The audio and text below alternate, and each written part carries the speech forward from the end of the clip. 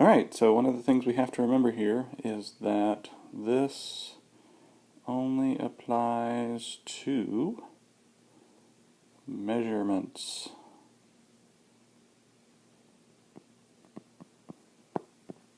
We are not talking about perfect numbers in math.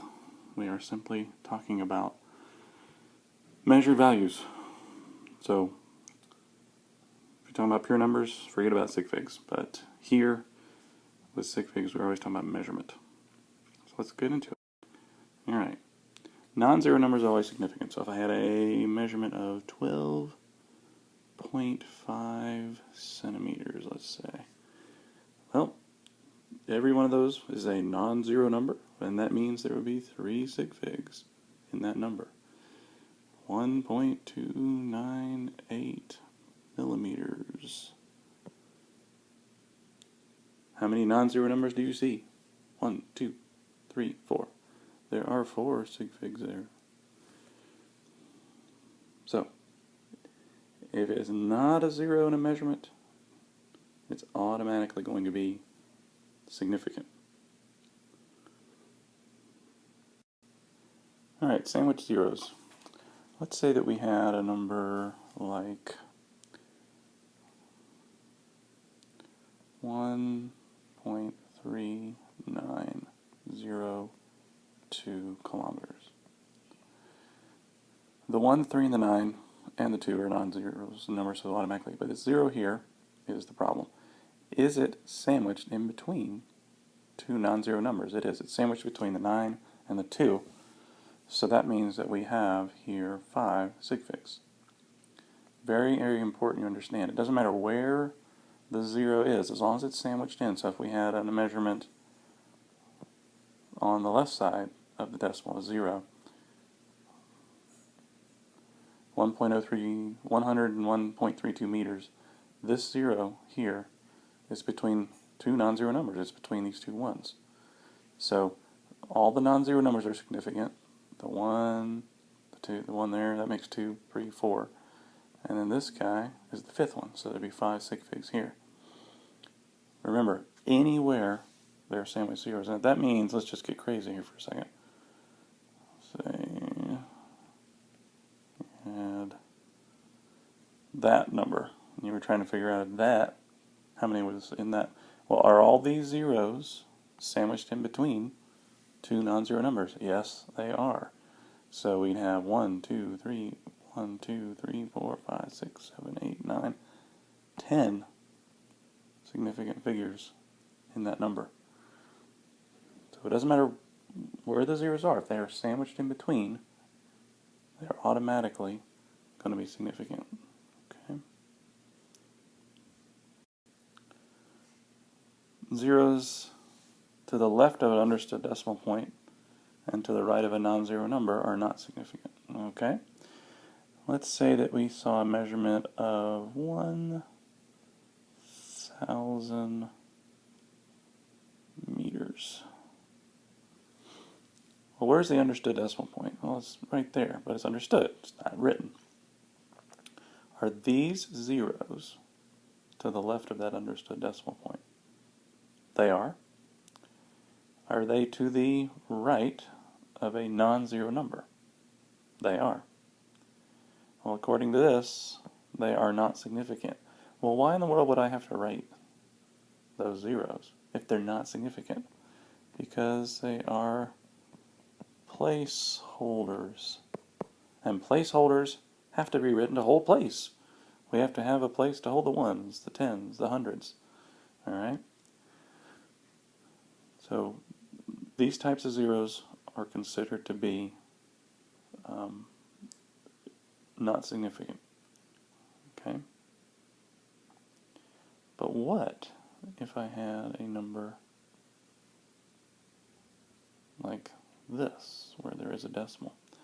That decimal signifies that the 0 that you see here was the last significant figure in the measurement. If you go back and look at the PowerPoint, you talk about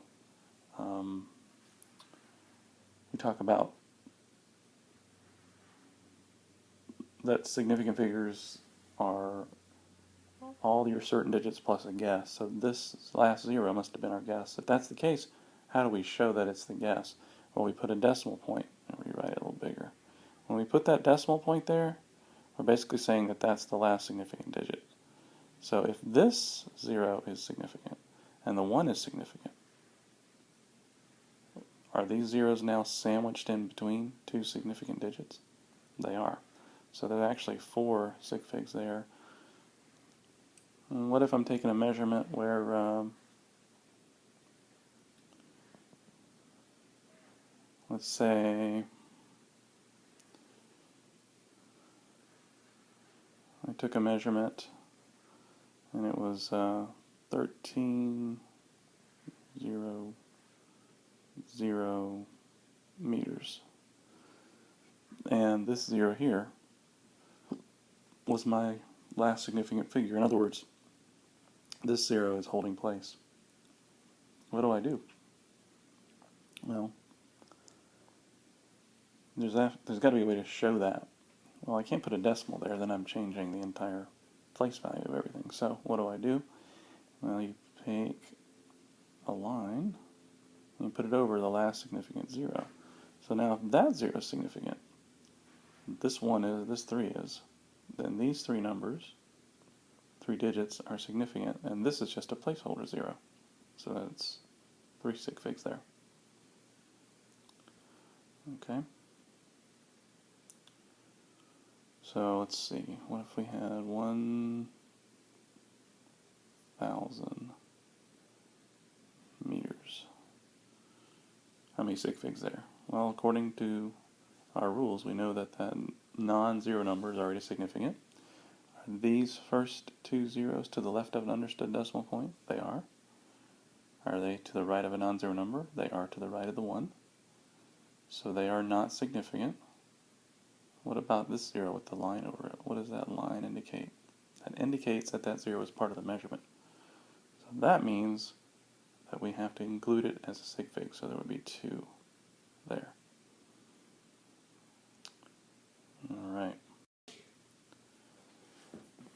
Zeros to the right of the decimal point and to the left of a non-zero number are not significant.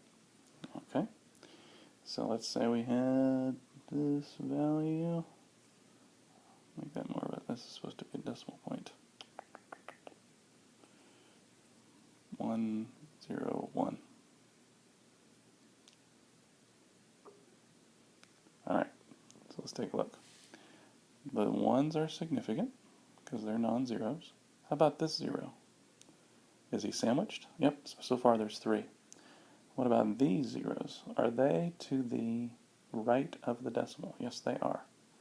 Are they to the left of a non-zero number? They are to the left of the 1. So they are not significant. Why do we put them there? Because they're placeholders. And placeholders can be significant, but in this case, they're just holding place. They're not significant. They have to be written there. Otherwise, you couldn't write this number. Unless you use scientific notation, then they would go away. And that's another good indication. Let's say I wrote 1.01 times 10. 10 to the negative 5th. Well, where did those numbers, where did these zeros go? Well, they're right there. They're up in the exponent. So that means that they were placeholders in the first place. Let's try another one. 0.0103. Okay. The 1 and the 3 automatically, because they are non-zero numbers. This 0 here is sandwiched, so it's significant. So that's 3.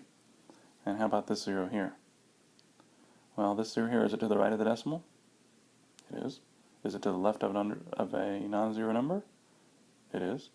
It's just holding place. So there are 3 sig figs there. How about this number? Alright, the 2 automatically, it's not 0. Are these zeros to the right of the decimal? They are to the right of the decimal. Are they to the left of a non-zero number? They are. So there's only 1 significant figure in that measurement.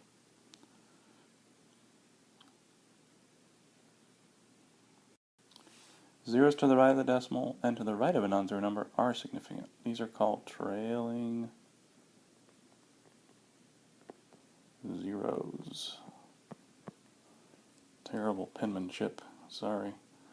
Trailing zeros.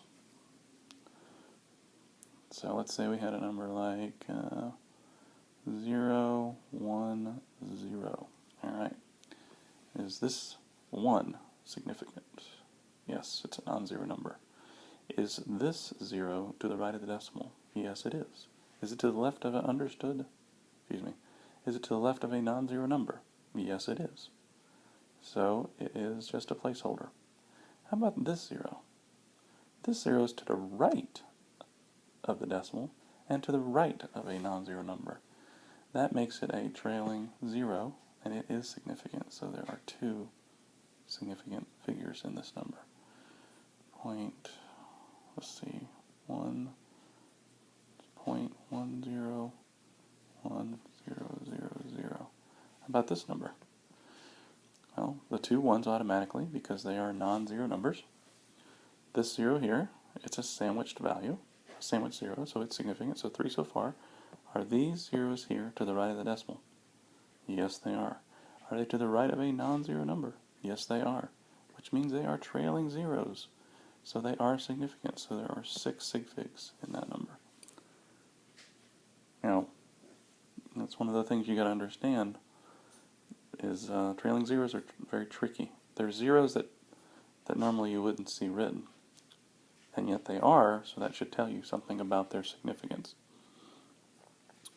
How about this number? 1002.050. Alright. 1, 2, and the 5 automatically, right? How about these zeros here? Are they sandwiched? They are. So they are significant. How about this 0 here? Is he sandwiched? Yep. So far 1, 2, 3, 4, 5, 6. Is this 0 to the right of the decimal? Yes. Is this 0 to the right of a non-zero number? Yes. This is a trailing 0, so there are 7 sigfigs in that number. Exact numbers are infinitely significant. If I was to count the number of chairs in a room, I said there's 24 chairs,